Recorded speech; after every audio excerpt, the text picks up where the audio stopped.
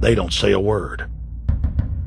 Thousands of companies are creating transgenetic cross-species hybrids, splicing plants, animals, and insects, and releasing the new organisms into the global biosphere, vandalizing the very genetic code of the planet. And large environmental organizations do nothing. The corporate elite of the planet intensified their push for a global taxation system with a year-long build-up to the Live Earth hysteria held on July 7th, 2007 on 7 continents. World leaders announced that saving the Earth was the new organizing principle for humanity and hailed it as the planet's new religion. They claimed that CO2, which plants breathe, was killing the Earth, and that we must reduce the number of children we have to curtail our carbon footprint.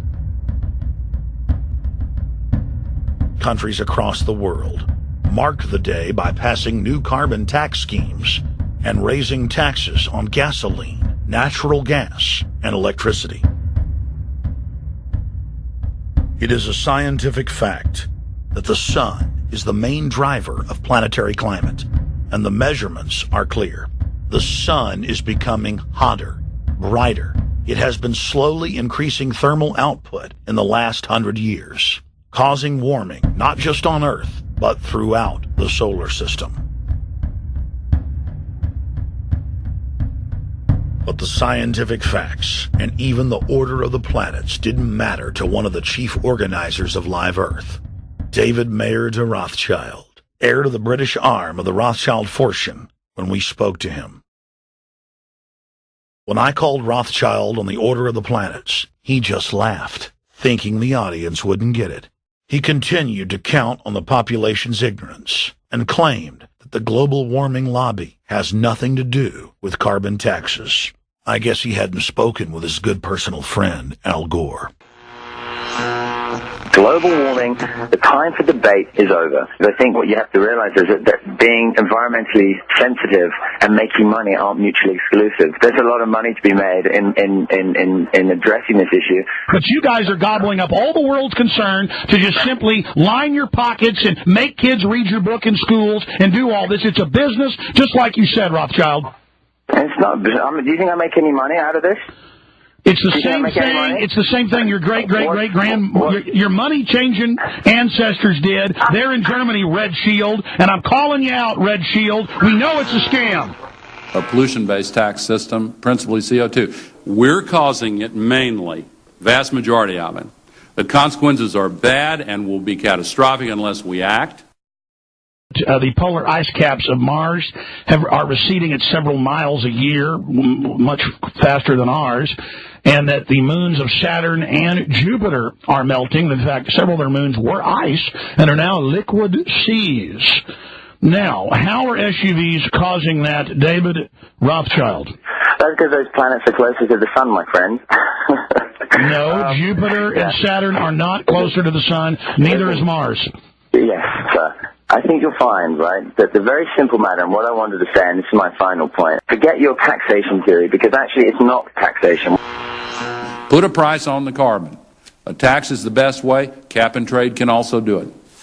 If there were a carbon-based tax, would there be a need for an economy-wide cap and trade system? They are not either or. We can do both. I am in favor of both.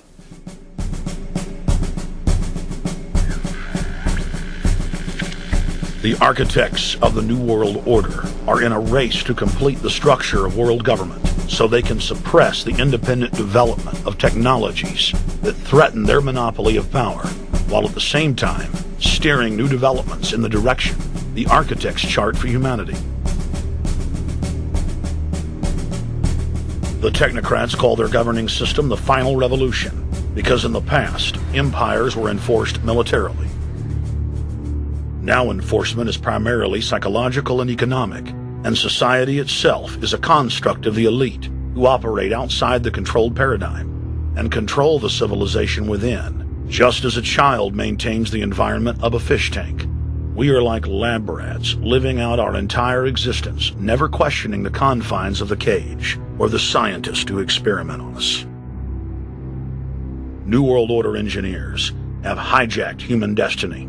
Its controllers have closely studied human behavior for more than 100 years and are now steering us with expert control, using our primitive drives and desires as levers. They have developed their mind control systems to the point of being able to control the average unconscious person like a car.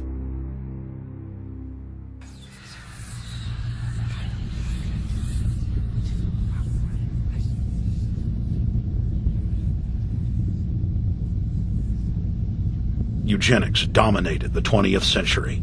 Its ruthless spirit has now metastasized into the fields of genetics, nanotech, and robotics. But that's not surprising.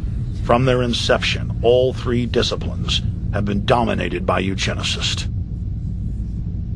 The billionaire founder of Sun Microsystems, Bill Joy, courageously went public in 2000 to warn of a cancerous consensus among the technocratic elite that at best humanity would be completely enslaved by the year 2030, and at worst, mass extermination of everyone but the elite would take place. A who's who of the techno-elite are members of what is known as the transhumanist or post-humanist movement. Many of its adherents see only the beneficial aspects of technology's exponential rise, like bringing sight to the blind, sound to the deaf, and longer life for all. But what many of them don't know is that master eugenicist Julian Huxley founded transhumanism, and that society's controllers openly admit that the new system is designed to progress into absolute tyranny.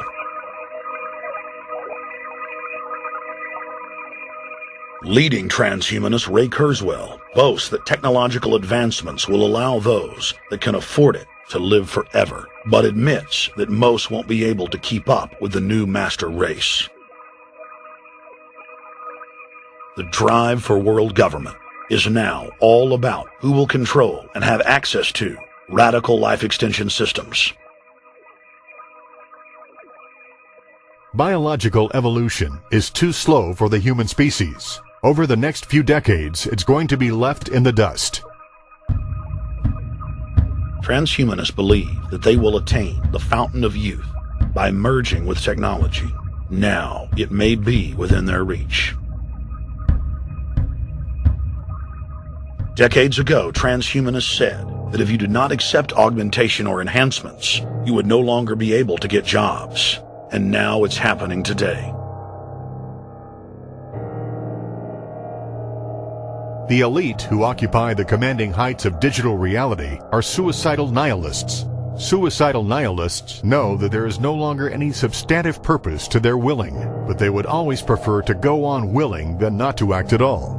They can very happily ally themselves with the notion of nuclear holocaust or perfect exterminism.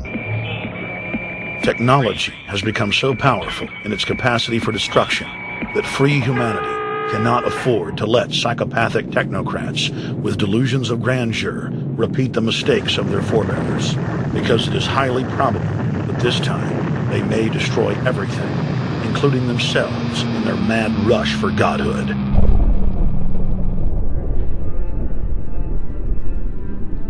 In this film, we have chronicled the Overlord's bloody orgy of experimentation, which already claimed the lives of more than 150 million people in the 20th century. And now, they are promising to deliver an invincible tyranny that will dwarf their past exploits. In the days of World War II, there were sovereign nations and armies to stand against Hitler's final solution. Once world government is in place, no one will be able to stop the New World Order's plans for global population reduction. For those immune to psychological programming, hundreds of FEMA camps have already been built throughout the United States. In their quest for population reduction, no method is off the table. These dark builders intend to release a string of man-made bioweapons plagues, each one worse than the last. while at the same time expanding the police state to enforce an orderly extermination of the population, all in the name of fighting invisible